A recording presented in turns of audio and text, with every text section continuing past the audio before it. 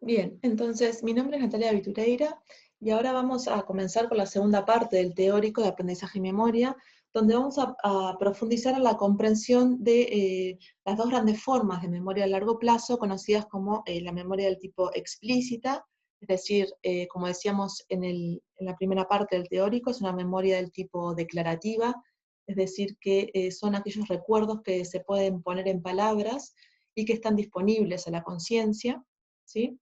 Y también profundizaremos en los procesos de memoria del tipo implícita, es decir, aquel tipo de memoria que es no declarativa y que incluye el entrenamiento de las habilidades, ¿sí?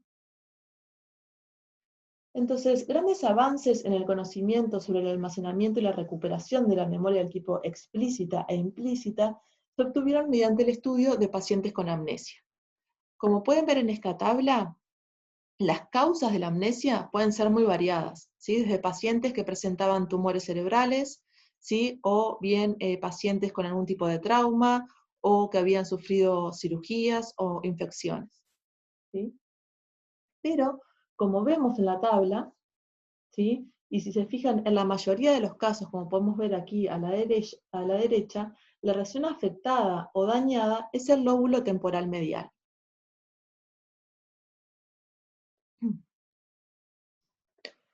Uno de los pacientes que generó un gran aporte,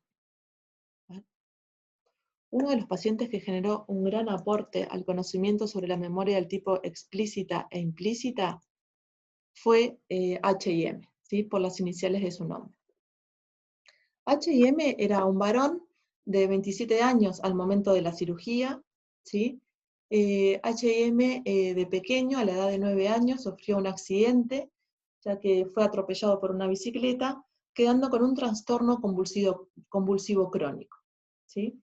H&M sufrió durante muchísimos años crisis convulsivas bilaterales del lóbulo temporal medial, que eran resistentes al tratamiento, y como consecuencia de ello era incapaz de realizar, de trabajar, ¿sí? O bien de llevar una vida normal. Por lo tanto, se decidió realizar una intervención quirúrgica. Era una intervención quirúrgica bastante delicada, ya que involucraba la extirpación bilateral de partes de los lóbulos temporales, ¿sí? Que incluyen la formación del hipocampo, el núcleo amigdalino y parte del área de asociación multimodal de la corteza temporal. Es decir, una extirpación muy, muy grande. Luego de la intervención, H&M logró controlar las crisis convulsivas, sin embargo, quedó con un déficit de memoria que era bastante específico, ¿sí? Se caracterizaba por la incapacidad de incorporar nueva información. Ahora bien, veremos qué tipo de información es a la que nos estamos refiriendo. Entonces, aquí arriba pueden ver una representación esquemática de lo que sería básicamente la vida de H&M desde su nacimiento en 1926 hasta, bueno, está graficado hasta el año 2000, ¿sí? Y pueden ver que en 1953 fue cuando se realizó la cirugía, ¿sí? Luego de la cirugía, H&M presentaba una memoria a corto plazo del tipo normal, ¿sí? Que podía durar unos segundos, unos minutos. La memoria a largo plazo estaba conservada, ¿sí? Para algunos acontecimientos que habían ocurrido antes de la intervención, ¿sí? Por ejemplo, tenía recuerdos muy vívidos de ciertas vivencias que había experimentado de pequeño, reconocía a sus familiares, a sus amigos, ¿sí? A todas esas personas o eventos que habían sucedido antes de la operación, ¿sí? Sin embargo, ¿sí? Que es lo que pueden ver aquí en verde, ¿sí? Mantenía la inhabilidad, perdón, de retener más allá de minutos información nueva sobre personas, lugares y objetos, ¿sí? Es decir, que tenía afectada, ¿sí? La memoria del tipo explícito, ¿sí? Particularmente lo que se veía afectado era la incapacidad, mejor dicho, la capacidad de transferir la nueva memoria a corto plazo a memoria a largo plazo. Proceso que comentamos en la primera parte del teórico, que se conoce como consolidación de la memoria, ¿sí? Es decir, H&M Luego de la operación tenía que ir a su médico tratante, ¿sí? Médico que le hacía diversos controles, y cada vez que iba a su médico, ¿sí? Se presentaba como si fuera la primera vez que lo veía, ¿sí? O sea, no, era incapaz de recordar a su médico, ¿sí? O a cualquier persona que conocía luego de la operación, ¿sí? Y también presentaba una memoria espacial afectada, ¿sí? También tenía como problemas a la hora, por ejemplo, de seguir la línea por ejemplo, si miraba la televisión, ¿sí? Podía ir recordando por unos minutos lo que iba viendo, ¿sí? Y seguir la línea de lo que iba pasando en una película, por ejemplo, pero si venía la propaganda, si venían los comerciales, ¿sí? Cuando volvía la película ya no se acordaba en qué punto estaba, ¿sí? Bien. Ahora bien, sin embargo, era capaz de aprender o incorporar gran cantidad de información a través de un proceso que no es necesariamente consciente, que se conoce como el aprendizaje motor, ¿sí? De esta forma, cuando a H&M se le pedía que siguiera el contorno de una estrella, que la pueden ver aquí dibujada a la izquierda, se les pedía que hiciera esta tarea, que es el seguir el contorno de esta estrella sin salirse de los límites de la misma, ¿sí? Mientras que mira su mano en un espejo, ¿sí? Lo que se observa, y esa tarea la realizaba un día, después la realizaba al día siguiente, y así sucesivamente, hasta hacer, no sé, por decir algo, 5, 6, 7, 8 intentos de la misma tarea. Lo que se veía era que a medida que iban aumentando el número de intentos, los errores que realizaba H&M disminuían, ¿sí? En el tiempo. Esta puede considerarse una gráfica de desempeño, y veía que el desempeño de H&M al realizar esta tarea mejoraba muchísimo, ¿sí? Es decir, que el número de errores disminuía en el tiempo, ¿sí? O bien el número de intentos, ¿sí? Y esto era comparable a cualquier otra persona, a una persona normal, ¿sí? Entonces, H&M tenía conservada un tipo de memoria que involucra tareas de naturaleza refleja más que reflexiva, ¿sí? Y que no requiere el conocimiento o procesos cognitivos complejos, como puede ser la comparación y la evaluación. Y así fue como H&M realizó un gran aporte al conocimiento sobre el almacenamiento de la memoria, en particular de la memoria del tipo explícito. Bien, ahora, la lesión quirúrgica en el lóbulo temporal medial realizada H&M engloba un cierto número de regiones, o sea, gran cantidad de regiones. Entonces, para poder estudiar más en detalle la participación de cada una de estas regiones y su contribución a la memoria del tipo explícita, ¿sí? Ha sido de gran importancia la utilización de animales de experimentación, ¿sí? Por ejemplo, lo que se ha realizado son lesiones selectivas en monos, ¿sí? Donde básicamente se lesiona una región específica y se evalúa la contribución de esta región en la memoria del tipo explícito. Y gracias a ello es que hoy conocemos lo que se conoce como circuito de información. Así se ha visto que el conocimiento almacenado como memoria del tipo explícita o declarativa se adquiere primero a través del procesamiento de la información en las áreas de asociación polimodal de la corteza cerebral, ¿sí? Que codifican la información visual, auditiva y somática, ¿sí? Toda esta información que se codifica en esta zona, ¿sí? Es transportada en bloque, ¿sí? Hacia la corteza entorrinal, ¿sí? Y una vez que llega a la corteza entorrinal, es transportada al hipocampo, ¿sí? El hipocampo entonces constituye una estación transitoria en el camino a la memoria a largo plazo. Es decir, es donde esa forma más lábil de memoria, la memoria a corto plazo, ¿sí? Pasa, se consolida y se convierte en memoria a largo plazo. Una vez que se da este proceso de consolidación, la información vuelve en bloque a la corteza entorrinal. Por lo tanto, esta corteza tiene una función principal tanto en la vía de entrada como de salida al hipocampo, y la información, una vez más, se transporta hacia las áreas de asociación polimodal de la corteza. Es entonces en estas áreas de asociación polimodal del neocórtex donde se da el almacenamiento de la información. Entonces, la memoria del tipo explícita se puede dividir en lo que se conoce como memoria semántica y memoria episódica. La memoria semántica se conoce como la memoria para los hechos, es toda esa información sobre, por ejemplo, el significado de la palabra, ¿sí? Asociaciones entre palabras, conceptos, o sea que básicamente es todo eso que hemos ido aprendiendo a lo largo de nuestra vida a través de los libros, en la escuela, en la universidad, etc. ¿Sí? Por ejemplo, sabemos que el aceite es menos denso que el agua, ¿sí? Y sabemos que, no sé, el 19 de junio es el natalicio de Artigas, ¿va? Así como también sabemos que las vesículas sinápticas contienen neurotransmisores, ¿sí? Es decir, la memoria semántica, memoria de los hechos. Por otro lado está la memoria de los sucesos, ¿sí?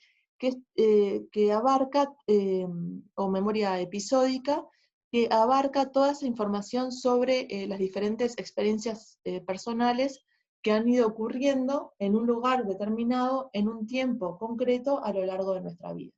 ¿Sí? Es toda esa información que almacenamos sobre personas, lugares, objetos. ¿Sí? Ambos tipos de memoria, tanto la semántica y episódica, son son parte de la memoria explícita y por lo tanto involucran al lóbulo temporal medial. Bien, entonces hablemos un poco de la memoria, del almacenamiento de la memoria del tipo semántica. Como decíamos, la memoria del tipo semántica abarca el conocimiento de los objetos, de los hechos y los conceptos. ¿Sí? No hay un almacén único para el conocimiento semántico, sino que este conocimiento, toda esa información semántica está distribuido en la neocorteza. ¿Sí? Y cada vez que el conocimiento sobre algo en particular es recordado, el recuerdo se construye a partir de diferentes fragmentos de información. ¿Sí? Entonces, el correcto almacenamiento de esta memoria semántica depende básicamente de asociaciones que hemos ido realizando a lo largo de nuestra vida, a lo largo del tiempo. ¿Sí? Vamos a dar un ejemplo porque creo que siempre todo queda más claro con ejemplos. ¿Sí? Yo ahora les muestro esta imagen de un elefante. ¿Sí? Y les pido que vean la imagen y me comenten cosas que ustedes sepan del elefante. Entonces seguramente lo primero que empiecen a comentar, ¿sí? Son cosas que ustedes ven directamente en estas imágenes. ¿No? Por ejemplo, que es un animal muy grande, ¿sí? Que tiene orejas muy grandes, que tiene una trompa y colmillos, ¿sí? Pero también sabemos, ¿no? Y ahí es cuando empezamos a asociar, ¿sí? Diferentes fragmentos de información, sabemos que, por ejemplo, estos colmillos son de marfil, ¿sí? Y eso no me lo está diciendo la imagen, o sea, yo lo sé, lo aprendí, ¿sí? Que estos colmillos son de marfil, que de hecho lamentablemente existen cazadores que matan a estos elefantes o sacrifican a estos elefantes para poderse quedar con el marfil y venderlo. ¿Sí?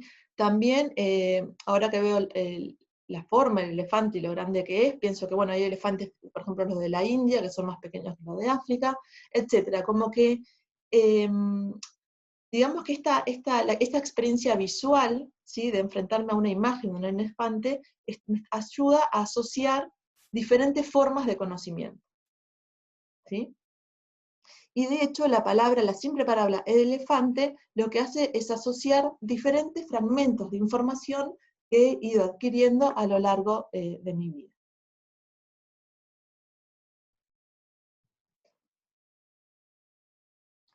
Bien, asimismo, ¿sí? Debido a que esta información la información sobre una palabra determinada, ¿sí? O en este caso una imagen determinada, está asociada a diferentes formas de conocimiento, ¿sí? E involucra diferentes fragmentos de información, se ha visto entonces que el daño en un área específica de la corteza cerebral puede provocar pérdida de un tipo de información específica, ¿sí?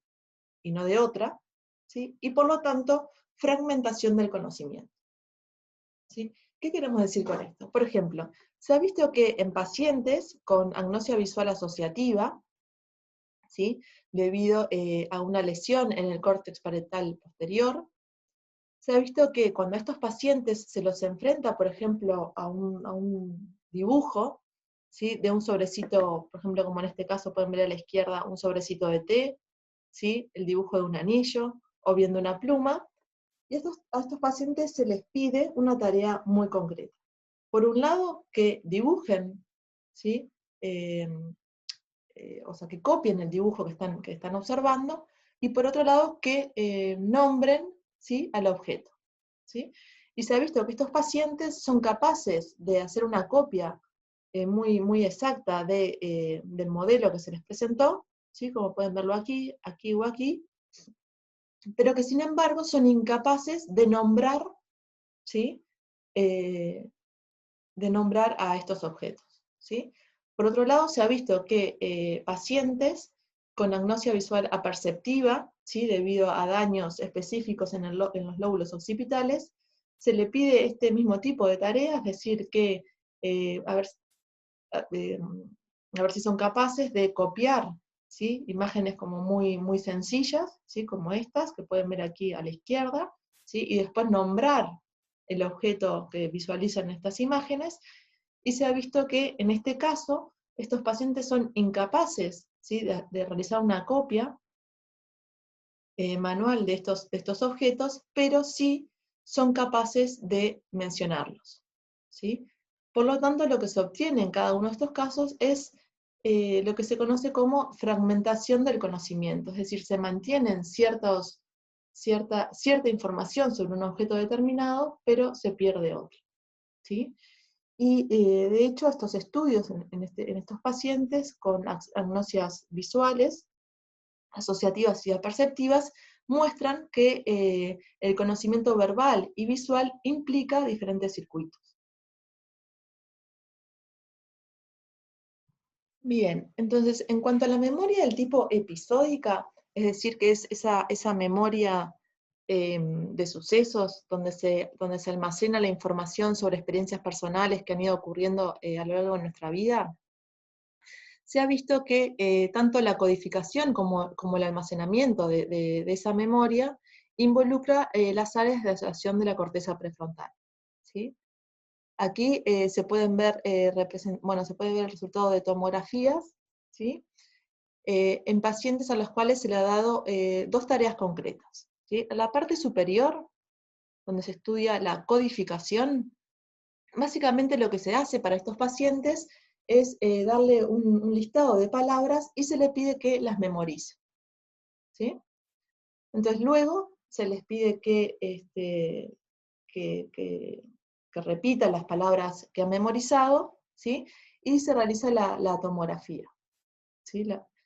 Entonces lo que se observa es que hay una activación, ¿sí? Que hay actividad en la corteza prefrontal izquierda, ¿sí?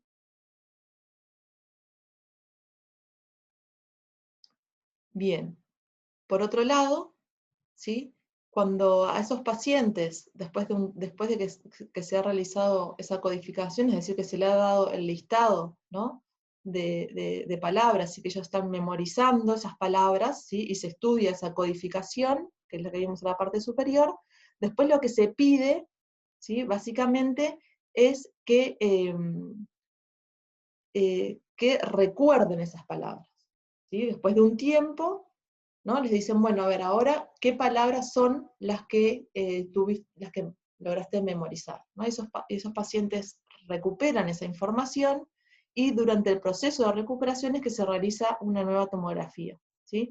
Y lo que se observa, ¿sí? Que la recuperación de recuerdos, el recordar, ¿sí? Involucra la actividad de la corteza, principalmente de la corteza prefrontal derecha, como se puede ver aquí.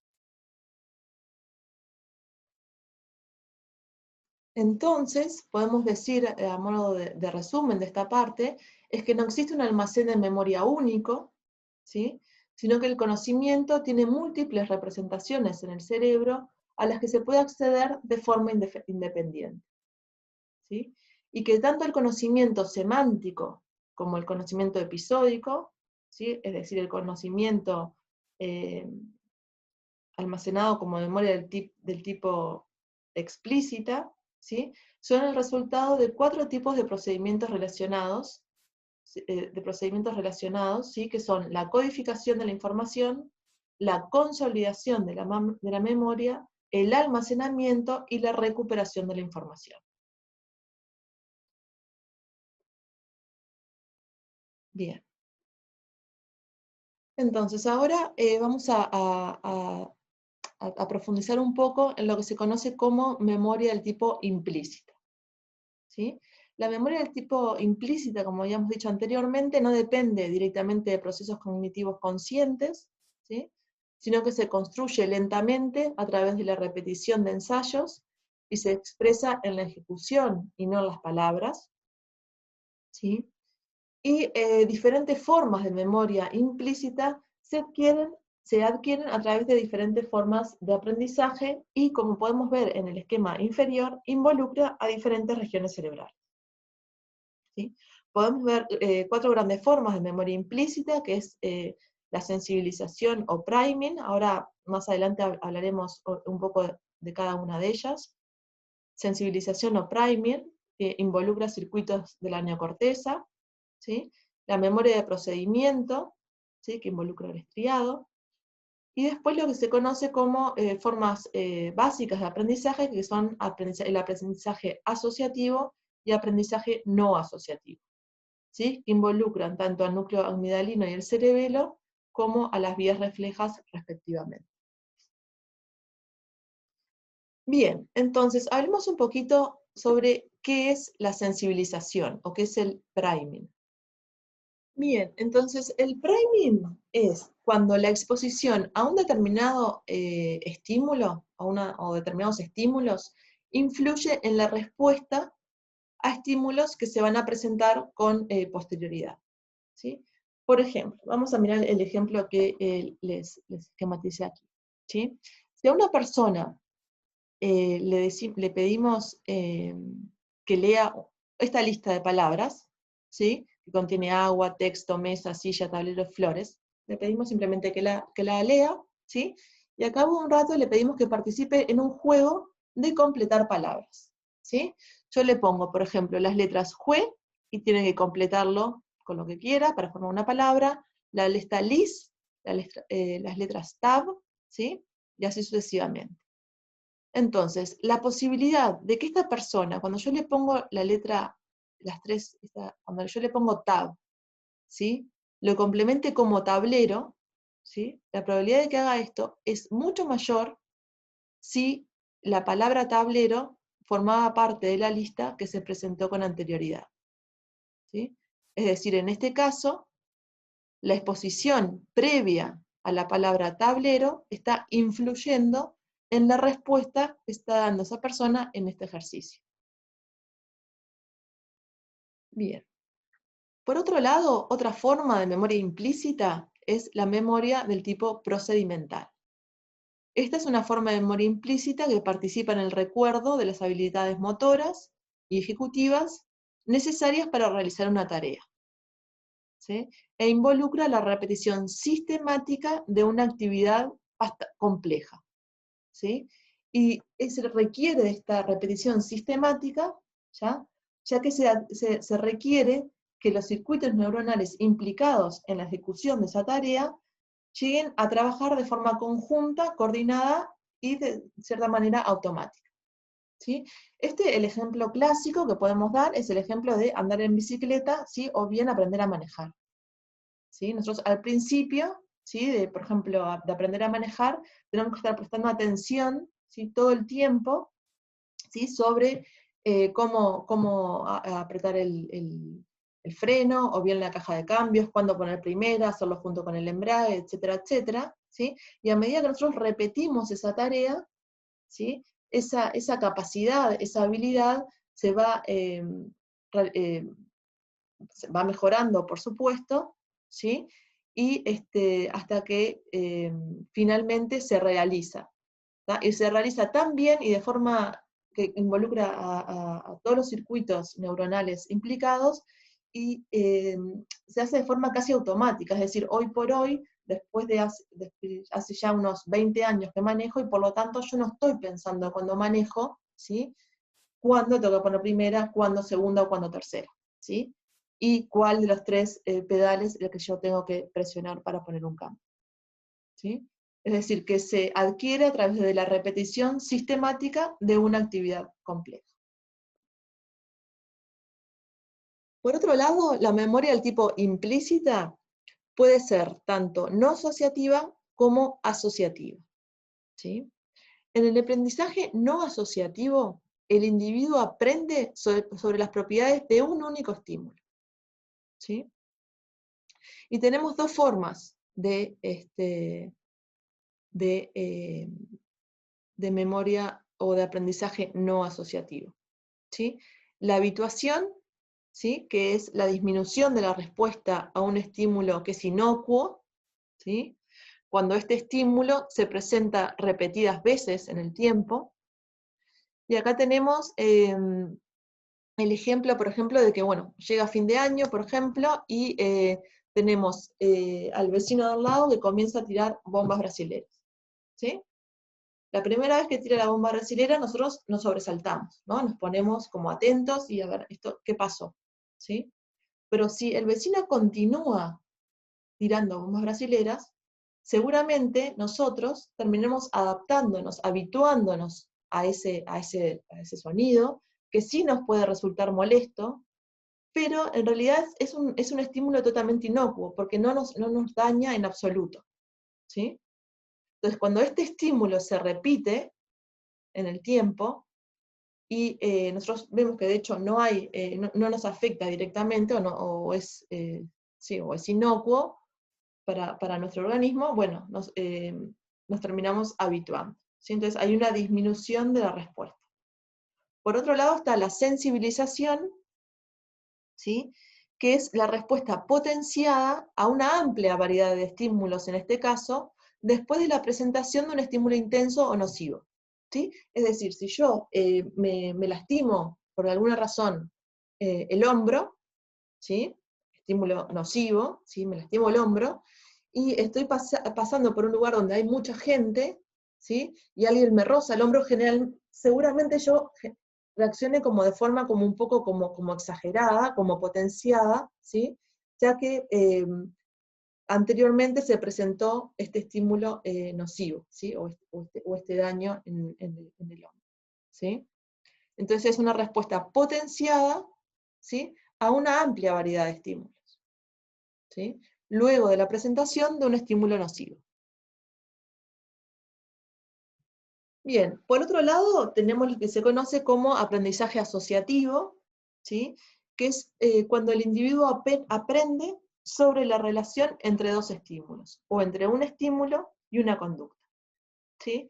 Esto se basa en el tipo de aprendizaje en el cual se considera que uno aprende una vez que es capaz de asociar ideas, ¿sí?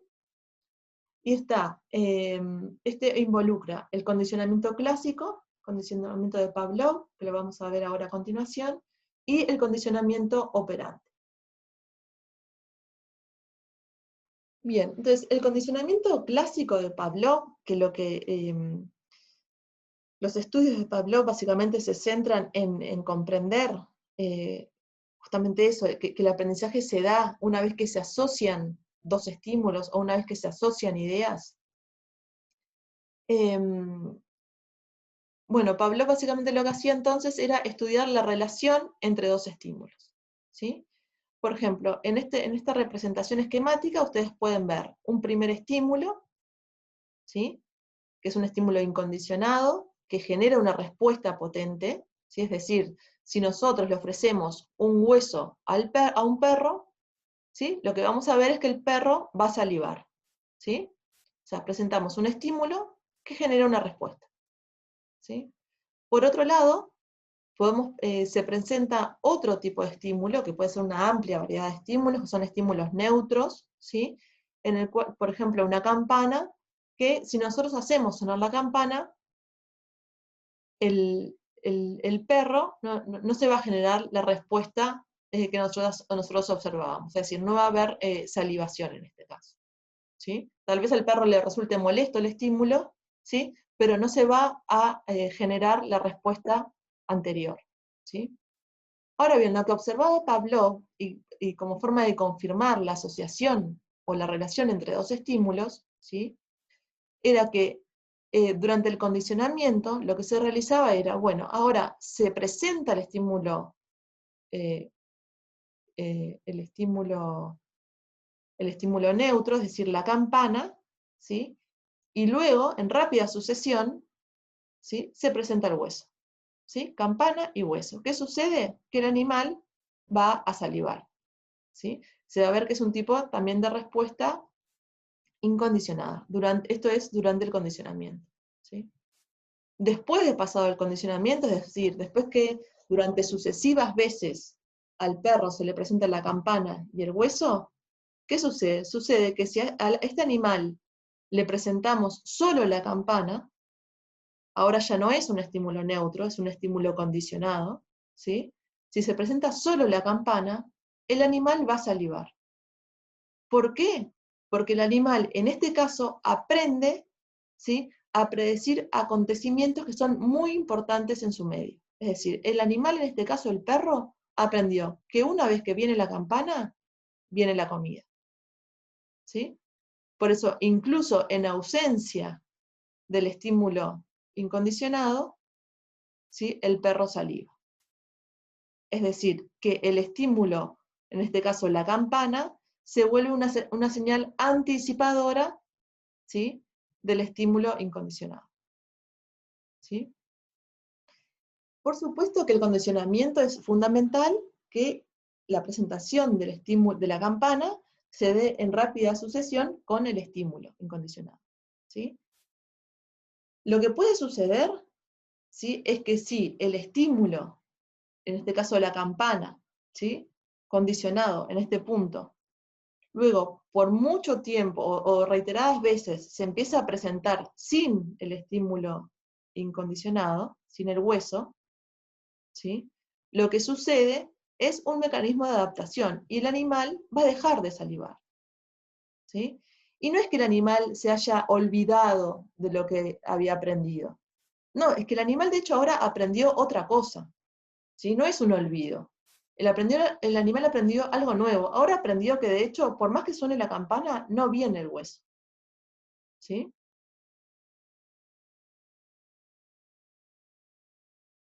Bien, entonces esta forma de aprendizaje es fundamental, como decíamos anteriormente, para que el animal pueda aprender a predecir acontecimientos importantes de su medio. Es fundamental en la naturaleza misma, ¿sí? Si un animal aprende que después de los truenos viene la lluvia, ¿sí?, seguramente tenga tiempo para cobijarse, ¿sí? Y así con diferentes tipos de estímulos o de relaciones entre estímulos, ¿sí? Ahora bien, por último vamos a ver la última forma de aprendizaje asociativo, que es el condicionamiento operante, ¿sí? Este condicionamiento también se centra en la asociación de ideas, y en este caso lo que implica es la asociación entre una conducta y sus consecuencias, ¿sí? Para poder estudiar este condicionamiento operante, o para que sea observable, uno de los estudios que se hace es, por ejemplo, al trabajar con ratones de laboratorio, ¿sí?, se puede poner al animal en una caja y que esta caja luego salgan dos brazos, ¿sí? Podemos hablar de lo que se conoce como reforzamiento positivo o bien reforzamiento negativo, ¿sí? El reforzamiento positivo, lo que se hace es, en uno de esos dos brazos, poner comida, ¿sí? Entonces, ¿qué va a suceder? El animal va a salir una vez, va a encontrar que en este brazo, ¿no?, de aquí, hay comida. Luego irá alguna vez para este lado, pero la probabilidad de que este animal termine recorriendo mayor número, o termine mayor número de veces en este brazo, en el cual hay comida, es mucho mayor, ¿sí? Y de hecho, luego se observa, después de un tiempo, ¿sí? O después de varios intentos, lo que se observa es que incluso cuando al animal se le saca la comida de este brazo, el animal sigue eligiendo este brazo, ¿sí? Porque recuerda, ¿sí?, que en esta zona había algo que le resultaba interesante, ¿sí? Bien, el reforzamiento positivo es la misma lógica, ¿sí? Solo que en este caso, en vez de ponerle comida, ¿sí?, se le pone, se le da un shock eléctrico, ¿no? O sea, cada vez que el animalito llega a ese brazo o a esa plataforma, ¡pum!, tiene una pequeña descarga eléctrica, ¿sí? Así que el animal, a la medida que van aumentando el número de experimentos, ¿sí?, y él va una vez a ese brazo, dos veces a ese brazo, después el animal siempre va a terminar eligiendo el otro brazo, ¿sí? Incluso cuando ya no se le está dando esa descarga eléctrica, el animal, por supuesto, sigue eligiendo el brazo contrario. ¿Por qué? Porque aprendió que en la otra zona, ¿sí?, el hecho de ir para ahí era un comportamiento que no era favorable, ¿sí?, y que le generaba consecuencias negativas. Entonces optaba por ir hacia el otro lado. Bien. Entonces, con esto damos finalizada la segunda parte del teórico de aprendizaje y memoria, ¿sí? Y a continuación, en el siguiente video, nos centraremos en los mecanismos celulares y moleculares del aprendizaje y la memoria. Bueno, muchas gracias.